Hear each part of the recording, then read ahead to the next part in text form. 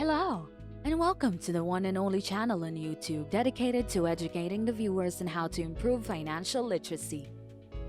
Financial Legends is here to be the means by which you finally accomplish the rise in prosperity you've always dreamed of. This video will teach you the 3 steps you need to do in order to retire early and do the things you enjoy, rather than the things you have to do in order to generate money. If you follow these steps, you will put yourself on the right track to achieving your goal of becoming a billionaire. Chris had the constant impression that the things he wanted out of life were vastly different from what his contemporaries wanted. This impression, if anything, became even more pronounced throughout the course of the first several weeks in his workplace. This video will walk you through the 3 steps that Chris took to get to the point where he is financially independent. You will see that different things are vital at different phases, but one item is really crucial right from the beginning, so please keep that in mind. If Chris hadn't been so successful at investing, he may have not tried to hit his goal on $1 million. Having nothing except his income from his work to rely on, he would have told his story when he was 57 years old instead of 43 years old. Chris was able to purchase 14 additional years of time, which is the most valuable cash one can own. You will learn what Chris prioritized in his role as an investor in the stock market, what Chris prioritized outside of the realm of investing, and perhaps most crucially, what Chris did not prioritize. This is the Finance Legends, where we present you the most helpful advice and resources for achieving financial independence by investing in the stock market. But before we proceed to today's video, do not forget to hit the like and subscribe buttons and click on the notification bell so that you will be notified every time we upload a video. First stage in the starting out phase. Many of you have probably already progressed past this point. If so, you should be commended on your success. But please, be patient, since we will soon reach your level of prosperity. On the back of the copy of The Rich Man in Babylon that Chris borrowed, it claims, "An assured road to happiness and prosperity." Putting one's own financial needs first is essential. The book recommended that every month, Chris should set aside 10% of his income for savings. In the initial phase, it is essential to prioritize your own financial needs before those of others. The stock market is a great way to turn a modest sum into a sizable fortune. A small amount of money, however, is not the best candidate for this method. You should start navigating the stock market as soon as possible on your path to financial independence. Investments in the stock market are analogous. You should not practice investing with fake money on a simulator or anything. Next, he read Robert Kiyosaki's Rich Dad, Poor Dad after finishing The Richest Man in Babylon. He was able to acquire the knowledge that stock market is a fantastic venue for the transformation of savings into assets. It began quite well, with significant early returns, and continued this trend throughout. Just 1 week was all it took to turn $5,000 into $10,000. However, it wasn't long before he suffered the consequences that were to be expected from taking this strategy. The meager amount of capital that he had quickly shrunk by 60%. Chris had mastered Warren Buffett's #1 rule, which was to never experience a financial loss, despite the fact that he was not familiar with Buffett. Actually, you were so lucky that I am telling you Buffett's second most important rule, to never forget rule #1. But Chris was aware that stakes would get higher as his savings grew, and that any mistakes he made would cost him an increasingly large amount of money. As a result, Chris made the decision to transform himself into an intelligent machine. Chris was able to go from having no money to having $20,000 in his bank account in nearly exactly 2 years by doing the following: putting away $1,000 for each of his paychecks. Because Chris cannot be accused of being a terrific stock picker at this early age, he must have relied mostly on his savings to see him through the entire process. Stage 2.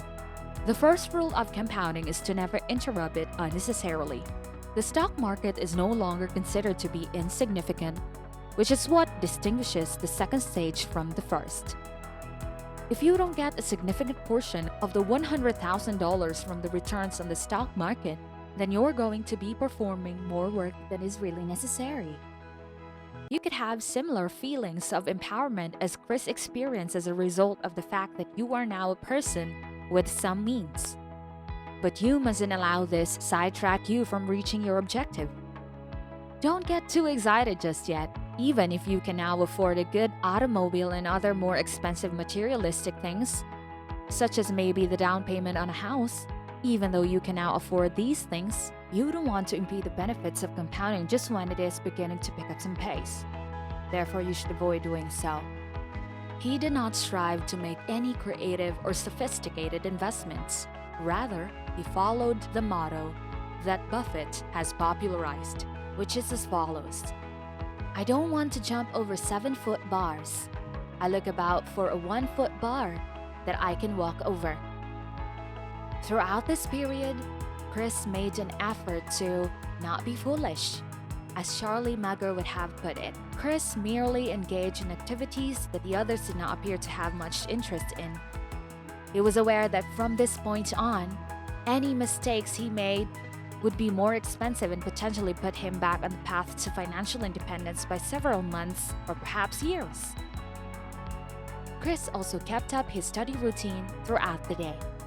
Because this is a PG-friendly channel about personal finance, you should hit the like button.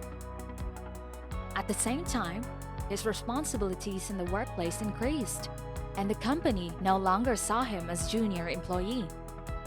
During this time, Chris was successful in increasing the amount he set aside each month for saving from $1,000 to $1,500. Additionally, he made relatively ordinary stock market returns of 10% each year. And all of this contributed to him being the owner of $100,000 by the time he became 29 years old. Charlie Munger once said that earning the first $100,000 was difficult, but that it was necessary to do so. Find a method to get your hands on $100,000 no matter what it takes, even if it means you have to walk everywhere and not eat anything that wasn't bought with a coupon. I don't care what you have to do. Mantras are a powerful tool. Use one to motivate yourself, like Warren Buffett does. Half of all the coin flippers will win their first toss. None of those winners has an expectation of profit if he continues to play the game. I'm not suggesting that living an extravagant lifestyle is inherently unethical, but you should be aware of the potential costs associated with the choices you make. Will you be able to reclose the gate on your stock market account after you have already allowed some money to flow out of it and open it? Do not overlook the significance of one's routines. There is something about the wealth that you are failing to recognize. Chris gave the video a thumbs up in order to influence the YouTube algorithm. A wonderful role model for us all. Chris was going to receive assistance from an unforeseen circumstance in an unexpected manner. The fall of the stock market occurred just a few weeks before his 31st birthday. Over the course of the year, the S&P 500 saw a decline of more than 50%. Since Chris's total was not less than $100,000, this meant that technically speaking, he was back at stage 2 again. But Chris didn't fret. He had been preparing himself psychologically for this moment all along. He was fortunate in that he was aware of Benjamin Graham, who undoubtedly had superior analogies up his sleeve. If you are shopping for common stocks, choose them the way you would buy groceries, not the way you would buy perfume. Chris was aware that the current period was not the time to indulge in extravagant spending. Rather, the current period was the moment to acquire great businesses that pessimists were unable to unload fast enough. Then all of a sudden, when Chris turned 33, a lot of things took place.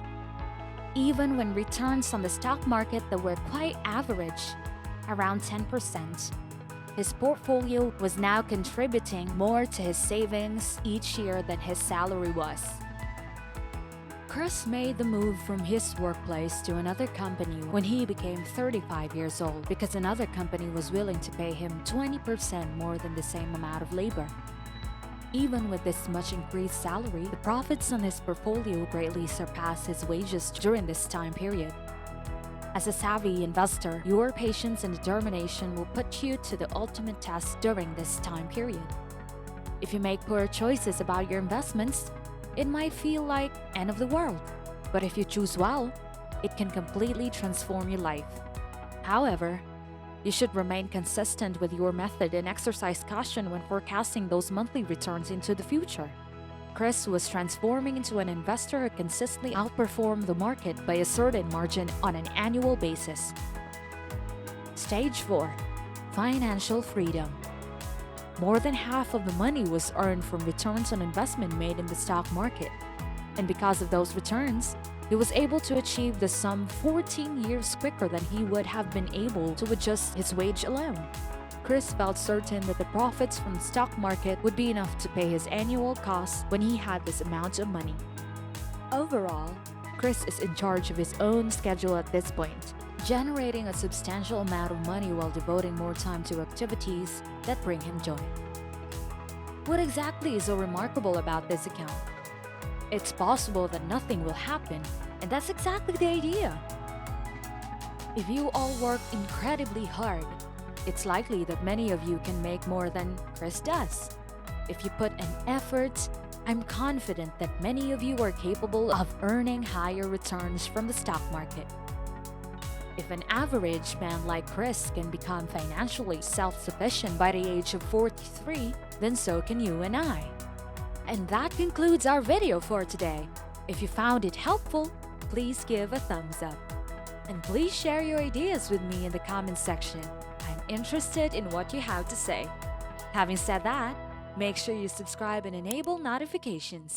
I appreciate you stopping by and looking, and I'll be back for more in the future.